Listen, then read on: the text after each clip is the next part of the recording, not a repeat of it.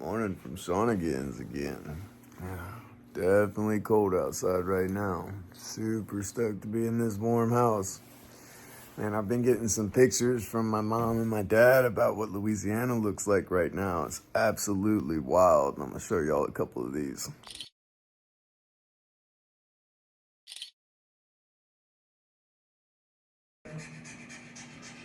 Typically has been with UK, but I did it with Saudi Arabia last time because they agreed to buy $450 billion worth of oil.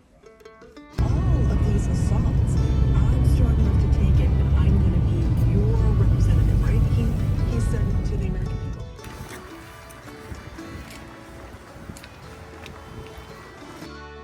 So we came across a gigantic chessboard in some building at Virginia Tech and decided to go ahead and play. Really wish I would have had the tripod. Didn't realize we were putting the pieces right in the way of the camera. It was a good game. We went back and forth for a minute. I thought I had him, and then I accidentally gave up my queen, so it took a little bit longer, but eventually got the win.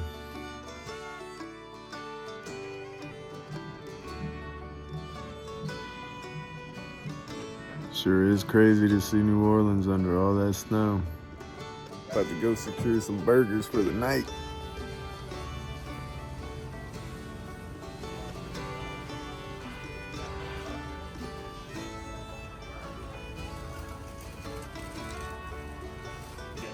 So let me go ahead and jump cut you guys to all of these jigs.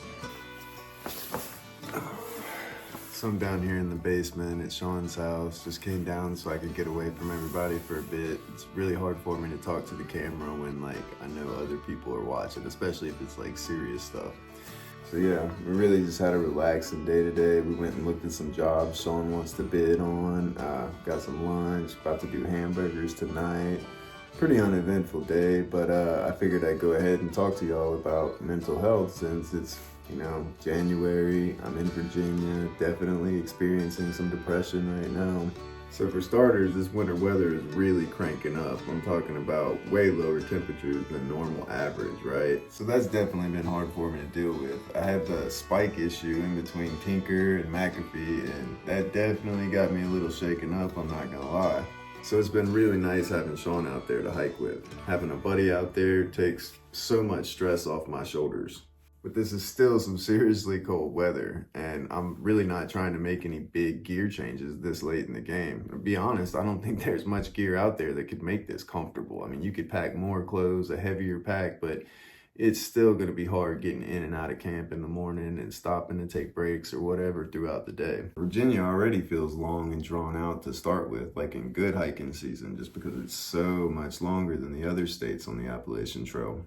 Also, it's January, so I'm always a little bit more depressed in the winter and a lot more manic in the summer, right? Maybe a week or two ago, I watched a video that Quadzilla put out. He was talking about why he had got off trail. He said he moved to the Philippines maybe, and he had a really nice apartment for cheap, and he went into detail about these feelings he was having about bipolar 2 disorder, and he said he was going to seek medical help and possibly medication, I believe. And he also went into detail about how he thought hiking really helps him work through his depressive episodes, and that really hit home hard for me. I was diagnosed with bipolar 2, I think, back when I was 18. Committed 5 times in 1 year, and they don't let you out of those places until you comply, meaning until you eat their medicine.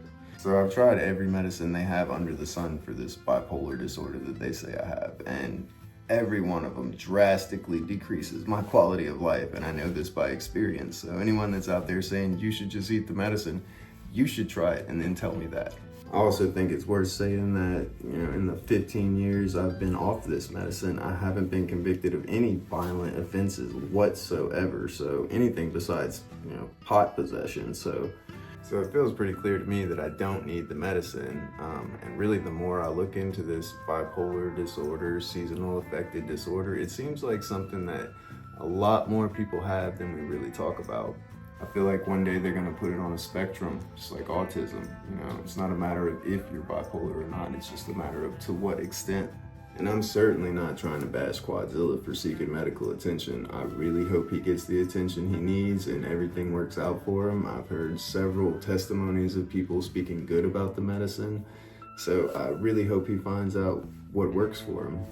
For me, this is like something that happens at least once a year that's impossible to not notice. It really affects my life, my personal relationships, jobs and girlfriends. I can find them, but I can't keep them. As you could imagine, that becomes really discouraging over the course of your life, right? And hiking seems to be different than all the other things I've tried to do to help my mental illness, right? Especially my depression episodes. Whenever the depression hits on trail, it's easy to keep putting one foot in front of the other until you make it to the next town. And a lot more often than not, by the time I make it to that next town, I'm happy, in a good mood, I have food in my belly, I'm having some company, some conversation, so that depression quickly dissipates. I'm certainly not trying to say that hiking's like a fix-all for everything or it's gonna magically cure your bipolar disorder, but it does have a way of working for me, you know? I've been out here for close to 400 days now. There's not like a finish line I'm trying to hit. I just enjoy this better than my typical life, than trying to get up and go to a job that I can't stand every day, than trying to work on or trying to start a new relationship that just gives me anxiety it's gonna fail like all the other ones. When I heard Quadzilla talking about bipolar disorder and how hiking is unique in its ability to help him push through the depression, that really resonated with me. I've lost really good jobs, really great girlfriends over depressive episodes. When it happens in the real world, when you have like a job and a girlfriend and society, it's easy to just shut down and stop doing everything, right? Stop taking a shower, stop eating. I guess that could happen out on the trail too. First time I hiked the trail in 2020, it was essentially a suicide mission. I felt like if I couldn't get sober out here, then I was ready to die. I was, well aware of my depressive episodes and how I tried to deal with them. But here I am, almost done with my third traverse of the AT, and I've been able to push through every depression that's hit me so much better than I do in society. So yeah, definitely at a low point right now, but it's nothing out of the ordinary for me, and it's nothing I'm not gonna push through. Last time I checked the Weather Channel, they said we'd have some normal winter conditions returning by like Friday. So mid-20s for the low, mid-30s for the high. So yeah, I hope y'all enjoyed my little rant about my mental health, bipolar disorder, depression. I know a lot of people out there are dealing with these issues, and mental health is stigmatized sometimes. A lot of times people feel like they need to seek medical help or medication, and I think it should be more normalized that we experience these ups and downs instead of society trying to tell us that that's weird and we need medicine for it.